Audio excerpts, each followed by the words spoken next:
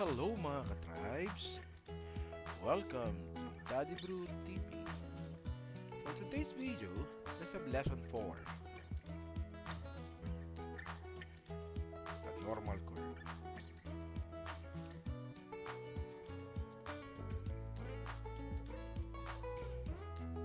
Let us try to illustrate the normal random variable and its characteristics. So what's new? Let's have first an activity. The distribution of the height, capital X in centimeter, of the 16 teachers of MNHS Senior High School was presented below. Construct a histogram for the random variable X. So the given table is given. So there is one faculty whose height is 138 centimeters. There are two faculties whose height is 139 centimeters.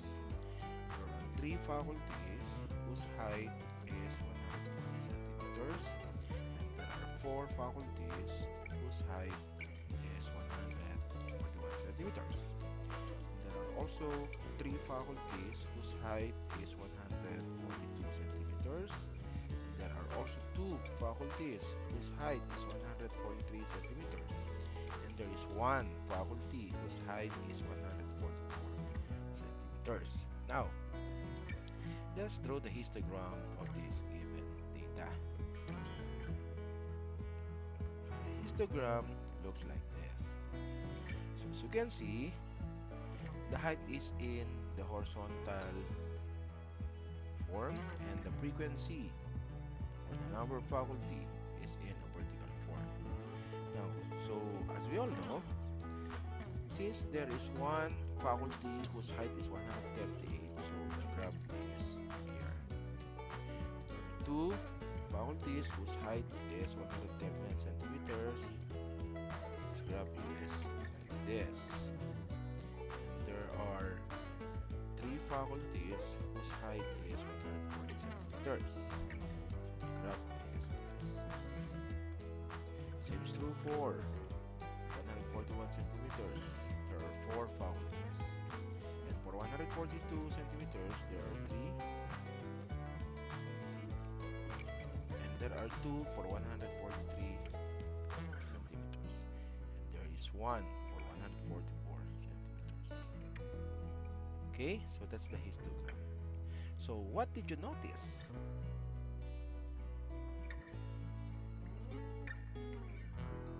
So therefore, in the activity above, the distribution of the height of the teachers is one of the examples of the distribution of a normal random variable because the set of numerical values is normally distributed. So as you can see, our mean is 141. There are four faculties, right? To the right are symmetrical to its left sides. Okay? So here there are three faculties and so on the left. So for 143 centimeter height, there are two faculties, and so for the left, 139 centimeters. And there is one faculty for a 144 centimeter height and also one faculty for a 138 centimeter height, meaning there's a symmetrical, or the height of a teacher is a normal distribution. Now, height is also described as a continuous random variable. You have also noticed that the mean of the distribution can be found at the center, which is 141 centimeters. And the distribution from the center to the right is a mirror image of the distribution to the left. Okay, so we are now ready to define a normal probability distribution. So what is a normal probability distribution or a normal curve? normal probability distribution is a probability distribution of continuous random variables.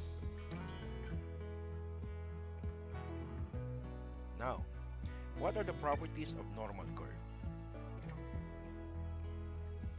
First, the normal curve is bell-shaped.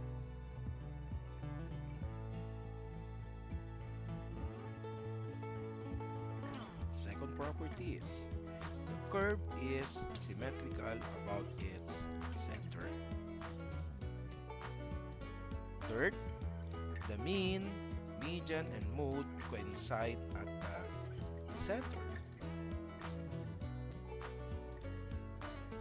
Fourth, the width of the curve is determined by the standard deviation of the distribution. Fifth, the tails of the curve are plotted in both directions and flatten out indefinitely along the horizontal axis. And six, the total area under a normal curve is 1. So here is the graph of a normal curve. So from the center, whose mean or median or mode is located, as you can see, the left side area of the curve is symmetrical to the right side from the center. It is unimodal. There is only one mode, and this curve is asymptotic to the horizontal line. Okay?